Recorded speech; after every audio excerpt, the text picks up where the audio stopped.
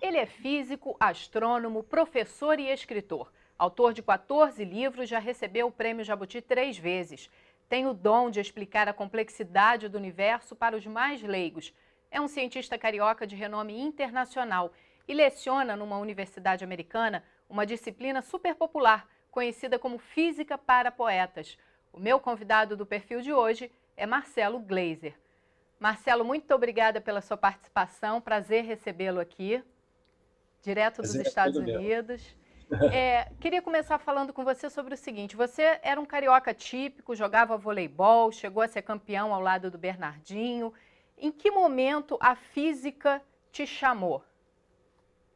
Eu acho que eu sempre tive uma coisa assim dupla, em que eu era tanto aquele garoto normal, atleta, tentava surfar, era meio ruim, mas eu tentava fazer essas coisas de garoto de que cresci em Copacabana, né? Mas eu sempre tive um lado meio intelectual também. Eu tive a sorte de ter crescido numa família que tinha muitos livros, tinha muita música. Então os meus irmãos mais velhos os dois eram feras na escola. Então eu tinha, vamos dizer assim, modelos a seguir, né? Mas a questão da minha relação com a natureza, eu acho que foi uma coisa muito minha mesmo, que talvez tenha sido ligado um pouco com o fato de eu ter crescido indo muito para as montanhas, em Teresópolis e Petrópolis, e no verão, passava 3 meses direto lá no verão. E lá você tem o céu, você tem as flores, você tem as árvores todas de frutas da casa que a gente tinha e tal. Então, a minha exposição à natureza sempre foi muito intensa e eu adorava aquilo.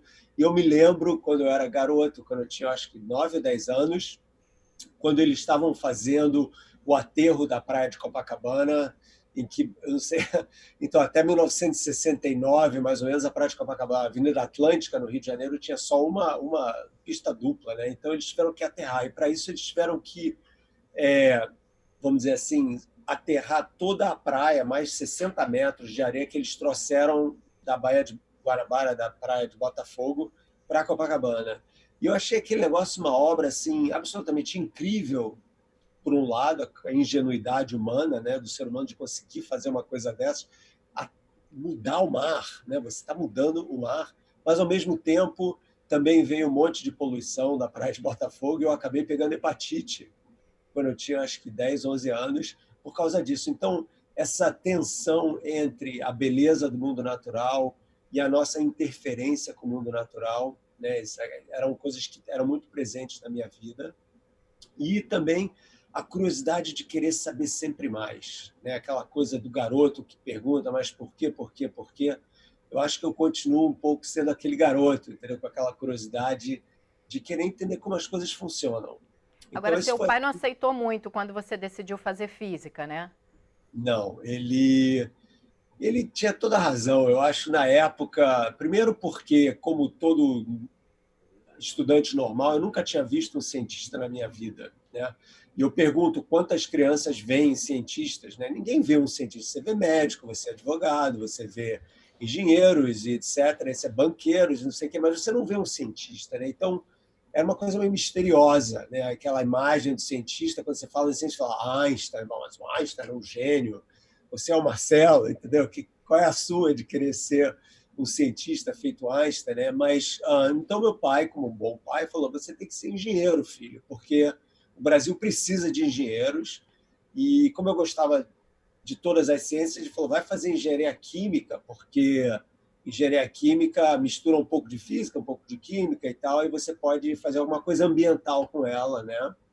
Aí fui, né? Quer dizer, foi uma coisa assim que eu fui meio arrastando os pés e fiz vestibular para, na época era vestibular, para a UFRJ em engenharia química e passei e logo ficou claro, isso é uma coisa muito importante, ficou claro para mim que não dava certo, que eu não ia ser um engenheiro, que a minha interação era realmente com questões mais profundas, mais fundamentais, mais científicas sobre a natureza e menos aplicadas, vamos dizer, que seria o caso da engenharia, né? Aí eu tive uma certa briga lá com meu pai, porque eu cheguei e falei: olha, pai, eu sei que engenharia é importante e tal, mas eu não sou um engenheiro, não adianta. E eu então me transferi da UFRJ, que eu estava estudando na época, para a PUC do Rio de Janeiro, que no final dos anos 70, 80 era a melhor universidade, eu acho, em termos de ciência do Brasil. pelo menos ciências básicas. E aí fui para lá e meu pai falou, você vai sair de uma universidade grátis para uma universidade privada, eu não pago.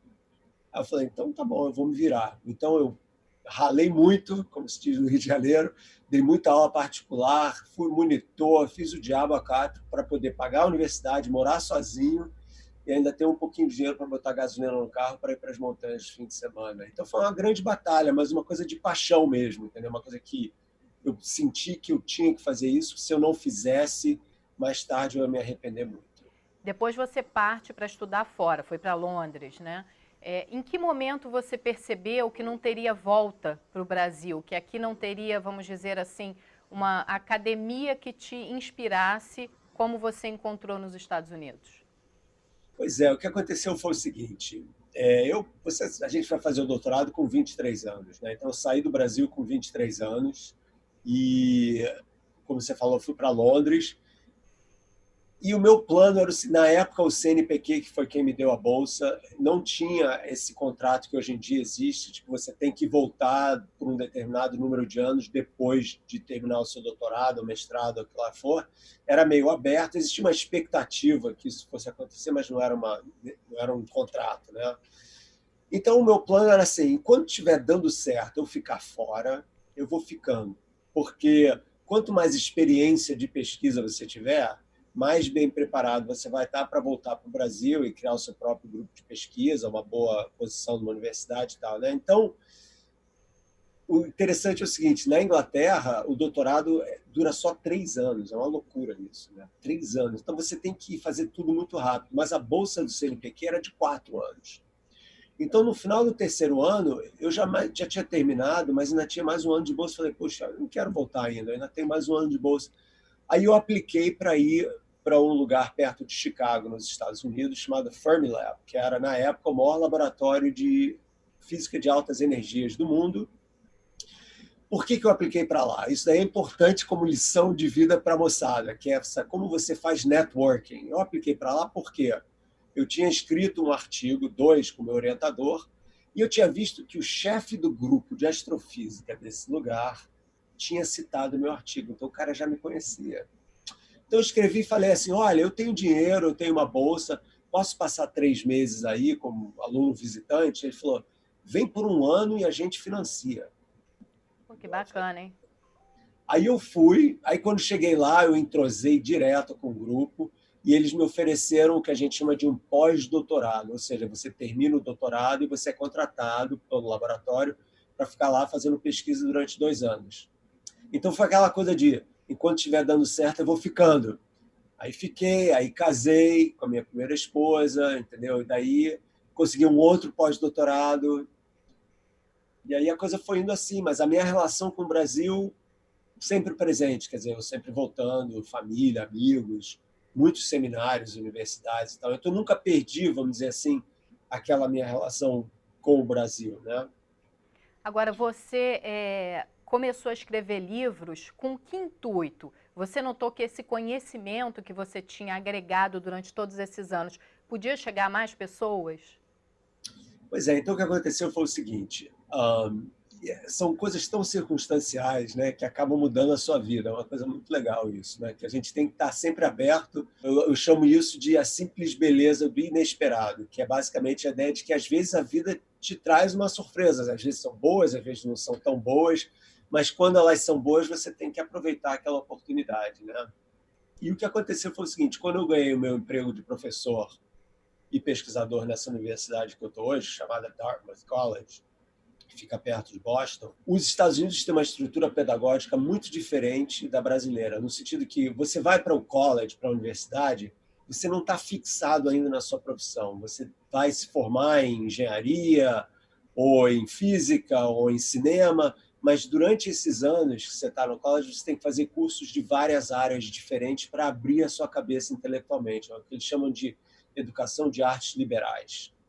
E, por causa disso, os departamentos têm que criar cursos para suprir o cara que vai se formar em filosofia ou cinema, mas tem que estudar ciências. Então, eu criei esse curso, chamado, que as pessoas chamam de Física para Poetas. Na verdade, o nome do curso é Entendendo o Universo, a Física através dos Tempos.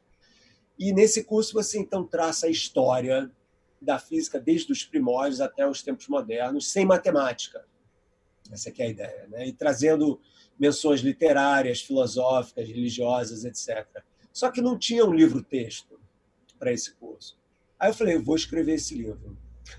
Daí eu escrevi o livro e, nessa época, eu já tinha ganho um prêmio da Casa Branca, do Bill Clinton, na época era o presidente dos Estados Unidos, pelo meu trabalho de pesquisa, e eu já estava envolvido em educação, principalmente com relação a minorias latinas aqui nessa área em que eu vivo. Eu tinha uma relação muito grande, eu era mentor dos alunos mexicanos e porto-riquenhos e tal, porque eu não tenho cara, mas eu sou brasileiro, eu sou latino, né? Então o pessoal me via assim, como é que esse cara é brasileiro?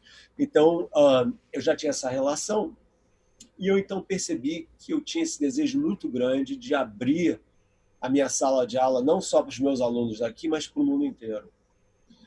E aí eu comecei, por causa desse prêmio do Clinton, eu fiquei conhecido no Brasil e comecei a escrever para a Folha de São Paulo, que eu escrevi durante mais de 20 anos, todo domingo, religiosamente, para a Folha de São Paulo. E quando eu escrevi esse livro em inglês para o curso daqui, eu falei, eu vou traduzir esse livro para português e vai se chamar Dança do Universo.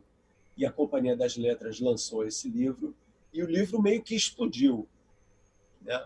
E explodiu e, surpreendentemente, eu não esperava por isso, virou um super best-seller e tal. Daí a Folha falou, vamos realmente te contratar como ensaísta, né, semanal e tal.